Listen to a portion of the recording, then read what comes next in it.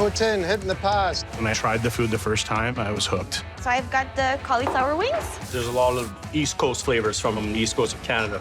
That's because Chef Mark Steele is from Newfoundland. He went from corporate cooking to catering to this joint. What does OSO mean? Orleans Catering Companies. Orleans is an area here. It's the East End, Ottawa. We take very approachable food everybody likes, but we make things from scratch using local ingredients. Oko hits home with the fish and chips, the chowder on the menu, the cod cakes. Cod cakes, table 16. This is grandma level. I've never had a cod cake like hers until I tried Mark's. There's a secret recipe I heard, and you can't have it anywhere else. NewFoundLand Cod Cake recipe. This recipe is 432 years old. Wait. Where's the 32 come in? Because when it was handed off to me, it was 400 years old. I'm gonna cook the potatoes Yukon potatoes. with the parsnip and the onion, poach our cod separately. Newfoundland, man, where I grew up, cod is king. We're gonna add our cod to our potatoes, melt the butter. This here is Newfoundland savory. It has a very unique flavor, and it's less woodier than, say, a winter savory. I was just gonna say that. This is one of the magic ingredients. Add salt and pepper, fresh parsley. I mash this up. All right, so these will set up. Then we're gonna bread them using seasoned flour, egg wash, and panko breadcrumbs. Drop them in the fryer for 4 minutes. And what do we serve them with? It's caperberry mayo. This I gotta see. That's the big caperberry. Seed pods inside of it, and it comes in a pickly brine. Give these just a quick chop, and then I'm gonna throw in all my ingredients. Mayo, Dijon, it's local honey, lemon juice, flat leaf Italian parsley, fresh dill, chive, and thyme. And a little Worcestershire. That's how you get around saying it wrong? Pepper, salt, add a little lemon zest. Give this a quick puree. So this is gonna be our cod cake plate. Caperberry mayo we just made, red cabbage slaw, jalapenos, cherry tomatoes. You should have wore a helmet for this one. This one's gonna blow your mind. Okay, fried Atlanta cod cakes, some fresh herb, caperberries, lemon wedge, and it's done. This is gonna be interesting. It's dynamite. It's creamy, delicate, nice amount of crunch to the outside of it. It's like a fish and chip gnocchi. You can taste the fish, but not fishy. And the caper aioli is the sleeper here. That extra acidity and razzmatazz is what elevates the entire game. It tastes pretty fresh for a recipe that old. That's exactly what I was gonna say. Cod cakes? The panko breading that's on them, super crispy. The sauce makes it perfect. I think this is a 200-year-old recipe. I'm new here, but I'm gonna have to correct you. What is it, Mark? 422 year and 30 days? We're looking at 33, I think. Today it's 33. We're just keep clicking them off the board. If you're looking for a good place to eat in Ottawa, Ogo Kitchen is the place to go to. This is a handful right here. OCCO? OCCO. OCCO later. So I'm here in the Bowness neighborhood of Calgary, Alberta, to check out a restaurant. You're gonna love this, 3 generations. And what kind of restaurant are they running up here in Calgary, Alberta? Go ahead, talk amongst yourselves. No, not Chinese. Of course, there's always great Chinese in Canada. No, not French, if that's too easy. Come on. You're right, Mexican. Mexican in Canada? Are you kidding me? Welcome to Salt and Pepper.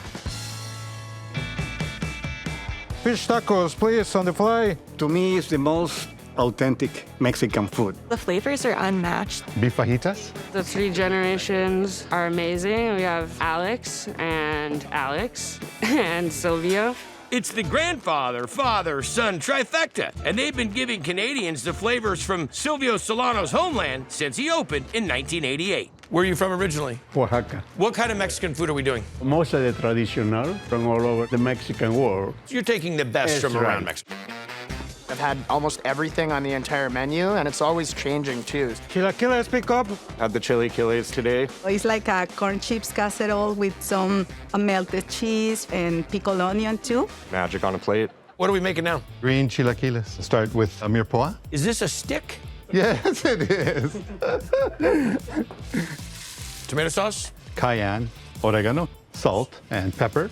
Garlic, chili powder, comino, and... Si, senor. Turmeric. And this right here is just cooked chicken thigh and breast? That's right. This will just start to shred apart as it cooks inside. Right, and that's why we use this. Because if we use the metal spoon, it'll start cutting it up too soon. That's why. How long are we gonna let this stew down? 25 minutes. And just a little bit of water. And that's all she wrote. For the chile verde sauce, we blend onions, grilled garlic and jalapeno, a lot of cilantro, and then the tomatillos that have been grilled and then boiled in a little bit of water, so all that juice goes in together, all the flavor. That's right, pepper and salt. And a touch of water. What do we have next? Very basic cheese. We've got the milk up to temp. 100 degrees. Lime juice? Just lime juice and a bit of vinegar. Okay. Let this curdle, and then we're just gonna separate it. Squeeze out any last liquid and add salt. Let it rest and be ready for service. Yes. Let's see this. Your butter's on and a little cilantro and onion mixture. Interesting. Haven't seen this happen. Chicken, and then the salsa, the tortillas. This is when the magic happens. So you take these chips and you dump them right into the salsa. You're gonna toss this around and they're almost gonna get a little wet. And it is a combination between like a deconstructed enchilada meets a soggy nacho. Thank you. We just plate it, mozzarella, and then into the salamander. You're gonna brown that cheese a little bit. With beans and rice, crema. More of the cilantro and onions. Pickled onions, a bit of queso fresco. And that's all she wrote. Color. No, we're gonna keep going here. Oh, and one chip. One. One crispy chip. Bury me in this. It was great. You get a lot of great tang, a lot of acid. You get the, the tender chicken. Yeah. Excellent. Thank you. I have the Chilaquiles verde. The Chilaquiles is my favorite dish. The chicken is super moist and very flavorful. It's the spicing and the flavors that connect with your mouth. Connect with your mouth. Seriously. I'm here in Ottawa, Canada, in an area known as Alta Vista, and I'm about 10 minutes from the downtown area. And you know what we don't even see more of? Freestanding seafood markets. But these folks at Alta Vista, they got it going on. They got their own joint. It's Pelican Seafood Market and Grill. Fire away. The Pelican Grill is definitely my go-to spot for seafood. Kraken. The food's always fresh. It's like being at the seashore. And it's become a family-run Ottawa institution, carried on by brothers-in-law Jim Foster and Mark Roy. Mark's dad started the business way back in '78, and Mark and I have been partners since 1990. It just started as a fish market? Yeah, just as a market, and then we added the restaurant in '96. And they've got Chef James McMillan cooking up the catch. Scallops and belly up in the window. This dish is to die for. Scallops melt in your mouth. And then the cherry on top of the sundae is a pork belly, which is so rich in flavor. What are we doing? Get our pork belly ready for braising here. Start with onions, carrots, celery, garlic cloves, thyme, fresh sprigs. So I'm gonna roast this open, 400 for about half an hour, 45 minutes. We got our apple cider. Usually get most of it in the pan? I usually get most of it in there. Okay, that's Not good. every day. No, I try. Cover it. You got it. And go for how long? 3 to 4 hours. Got it. What are we into? Our parsnip puree, butter, onion, Granny Smith apples, wabam. Was that an emerald I just heard? Was that a bam? It's a wabam. It's a Canada emerald. We do things a little differently yes, here, you do. know, you know. Stirs Okay. counterclockwise. Now the parsnips, let that cook down, and then the cream in the water. Puree it, make it nice and smooth and silky. It's gonna be tasty, man. Let's bring this all together. Okay, scallops, salt and pepper on there, olive oil. We're gonna move right in here. We gotta treat them nice, like your lady there, bud. Back. You put your lady in hot oil? So while these kind of rest out, we're gonna start searing off that nice chunk of belly we got there. Here's our jus. Butter, and that's what's gonna thicken it up for us. Let's see it, Chef. Our apple parsnip puree, beets, some snap peas, Brussels sprouts, and some green curly kale. Scallops, pork belly, waffle fries, and the jus. Voila. That's a really good scallop, man. You cooked it perfectly. Super tender. There's great crust. The jus is a really nice compliment to it. That parsnip puree. The time that you all are taking here to braise the belly and to serve it up with the seasonal veg carries it through. Nice job, man. Really nice job. Scallops going in. Just lovely and tender and moist and succulent. The pork belly with a little bit of apple cider gives it that nice crispiness and that subtle dry flavor. This place has created dishes that make me come back over and over and over. So I'm here at the First Street Market here in Calgary, Alberta, to check out a noodle bar. Not just any noodle bar. No, I'm hearing about this chef. I guess this guy scratch makes everything. Sous vide ribs, 72 hours, making his own broth, even makes his own rice noodles. Who makes their own rice noodles? This guy does. This is Pure Street Food Noodle Bar. Chicken 3, chicken wings, chili lime. Pure Street Food is a great Vietnamese place. Chicken and cheese donut. He's got all these authentic foods that were from childhood, and then he puts a modern twist to it. Those twists are coming from Lamb Pham, who's leveling up the dishes he grew up eating. What kind of Vietnamese food are you doing? We're known for noodle bar. Everything we do is made in-house. So as fast casual as this all seems, you're going ultra traditional, deep culinary technique to make this. Yeah. There's just a lot of different items that you don't find anywhere else. 72-hour short rib pho. My favorite is the short rib pho. From the noodles to the beef to the soup, it's all flavorful. I can literally eat the pho every single day. All right, so what are we making? 72 hours. Sous vide, short rib. It's a half-hour show, bro. I don't really have 72 hours. You think we speed that up a bit? Of course, of course, of course. course. Let's see it. So we're gonna sear the short rib. What is this liquid here that we're gonna add? That's the beef fat, our pho fat. So when we do the pho, we take the fat out, have all the spice, all the aroma, everything's in there. This is the skim off the top of the pho broth. Yeah.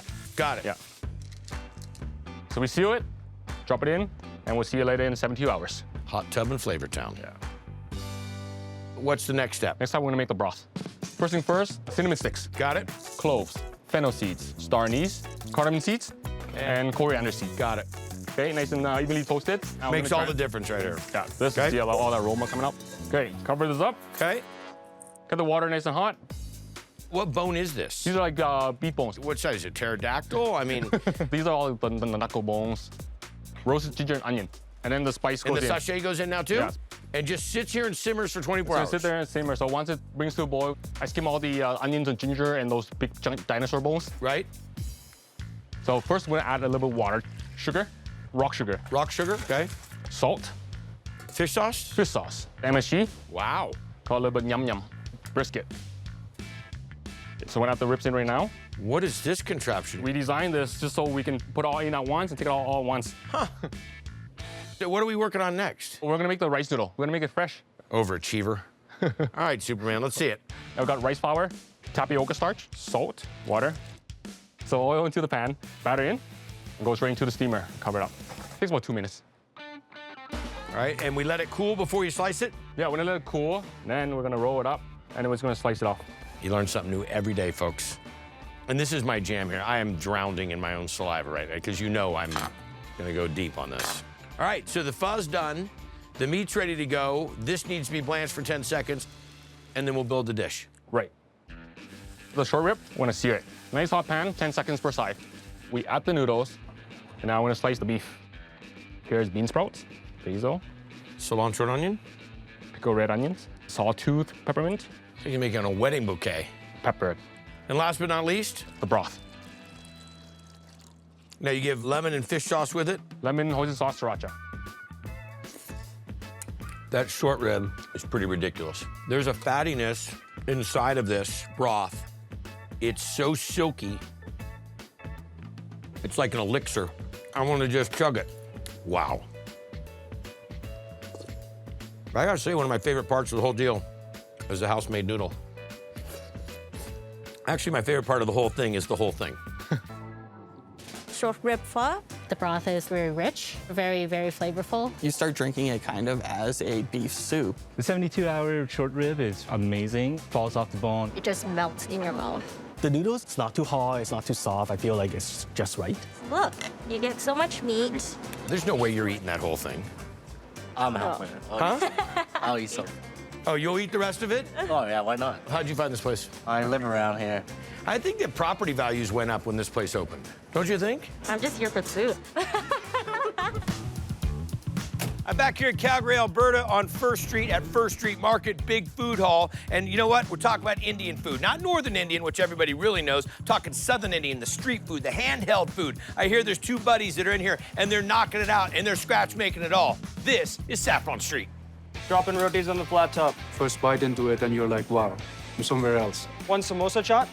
Pulls at a lot of heartstrings for a lot of folks. And it's simply delicious. But certainly not simple, because the complex flavors Rahul Kanodia and Jesse Mann are bringing to this food hall come from a complete Indian adventure. My parents have a restaurant that's been in the city for over 30 years. Okay. Indian restaurant. Northern or Southern? Northern Indian restaurant. Okay. I saw him doing South Indian street food, and I thought, I need to learn how to make this food. And then we had this opportunity to have this place here. These onion samosas. It has bold flavors, and it seems very authentic. Dosa coming up. Dosa's absolutely the way to go. It's a crepe filled with potato and onions. You have sambar on the side and coconut chutney. There's just so much flavor. What's the dish we're gonna make? Masala dosa today. Masala is the stuffing that goes inside the dosa. Right. So now we are making a dosa batter, sona masuri rice. In the water for a few hours. These are the black lentils. They don't look black. They wash it and then they break it, so they're white. Fenugreek seeds. And you're gonna puree that? Yeah, we have a special grinder for that. It's called whetstone grinder, especially from India. The average person has this at home? Yep. What? Add water just to start the spinning process. Oh, you have got to be kidding me. How long is this going to run? 15 to 20 minutes. So we do the rice, then we mix the two together? And then we ferment it again for 12 hours. Next morning, we add salt. It has to sit in the fridge. A few hours, it'll be ready to hit the griddle. What are we working on now? The chutneys, but the coconut one is special one. This is our desiccated coconut. So it's like dehydrated coconut almost. Exactly. Green chilies, super spicy. Cumin seeds, ginger garlic paste. Salt to taste. The roasted chana dal. It's like a lentil, which is roasted. Water. It's like a smoothie. We're gonna do a tempering for that one. So that's a hot pan. Canola oil. I'll have this just by itself. Mustard seeds. This is urad dal. Dal is just another word for... lentils. Red chili whole. Curry leaf. We just pour it in here. And now we're gonna mix it together. We're gonna make the curry that you're gonna dip this dosa in. It's called sambar. The oil, the mustard seeds, green chilies, coriander seeds. Crush it in your hand. Red chili. Give it a good stir. Curry leaf. Chopped onions. Ginger garlic paste. We add all the spices in here. Coriander powder, turmeric, red chili powder, Kashmiri. Once the spice is cooked, add water, tomatoes, yellow lentils. Cooked and ready to go. Salt, sugar, let it boil for 15 minutes. And that's it. So we're making the masala, hot pan, canola oil, mustard seeds, green chilies, red chilies. A lot of curry leaves in this place. Onions, ginger garlic paste, turmeric now, and this is our very special masher. Very special masher? Nobody has it here. They all borrow from us. Here in the whole food hall? Yeah. We put the potatoes now. Special masher's happening right now. Salt, cilantro. This one is ready to scoop out for the dosas. Our tomato chutney, coconut chutney we made, the sambar that we just made. For dosas, you gotta season the griddle first. Oil, spread it all over. Basically making a non-stick. You're gonna season it with a little bit of onion. I like that. This is the fermented batter. That's it. So a little bit more oil, the dosa masala that we made right here. And then we just fold it. The size of this thing. How do you attack it? Rip and dip. Rip and dip? There are very few things in this world that have that much flavor, that much texture. That's outstanding. The coconut, tangy, subtle, delicious. The sandbar is a little bit sweet. The tomato chutney is more like a salsa. And then you get the meatiness and the body from the potato. That's in the top 5 best Indian dishes I've ever had. 3 minutes on the first bill.